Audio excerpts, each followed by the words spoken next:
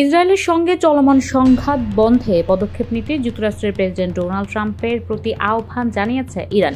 Tehran বলছে, ইসরায়েলের উপর যুদ্ধবিরতির জন্য চাপ প্রয়োগ করাই সংঘাত বন্ধের একমাত্র উপায়। অন্যদিকে ইসরায়েলের প্রধানমন্ত্রী বেনিয়ামিন নেতানিয়াহু বলেছেন, তার দেশ এখন বিজয়ের পথে রয়েছে। ইসরায়েলি বাহিনী ইরানের শহরগুলোতে বিমান থেকে বোমা হামলা আরও জোরদার করেছে। পাল্টা জবাবে ইরানও শক্তি প্রদর্শন করছে। সংঘাতে এখন পর্যন্ত দেশটির সবচেয়ে বেশি সফলতা হল ক্ষেপণাস্ত্র হামলা চালিয়ে ইসরায়েলের শক্তিশালী আকাশ প্রতিরক্ষা ব্যবস্থা ভেদ করা।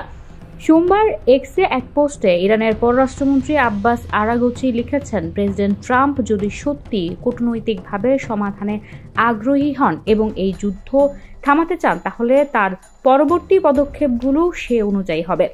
আব্বাস আরাগচি আরও বলেন, ইসরায়েলের অবশ্যই আগ্রাসন বন্ধ করতে হবে এবং আমাদের বিরুদ্ধে সামরিক হামলা পুরোপুরি বন্ধ না হলে পাল্টা জবাব অব্যাহত থাকবে।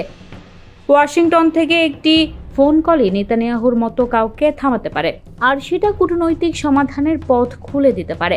একাধিক সূত্র রয়টার্সকে জানিয়েছে, তেহরানের পক্ষ থেকে কাতার, সৌদি আরব ও ওমানকে অনুরোধ করা হয়েছে তারা যেন প্রেসিডেন্ট ট্রাম্পের উপর চাপ সৃষ্টি করে, যাতে তিনি ইসরায়েলের উপর তার প্রভাব খাটিয়ে অবিলম্বে যুদ্ধবিরতিতে রাজি করাতে উদ্যোগী হন।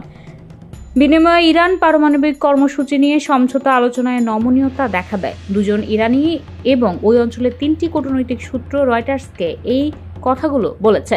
ইসরায়েলের একটি বিমান ঘাঁটিতে সেনাদের উদ্দেশ্যে প্রধানমন্ত্রী বেনিয়ামিন নেতানিয়াহু বলেন, ইসরায়েল ইরানের পারমাণবিক কর্মসূচি ধ্বংস এবং তাদের ক্ষেপণাস্ত্র ধ্বংস করা, এই দুই প্রধান লক্ষ্য অর্জনের পথে রয়েছে।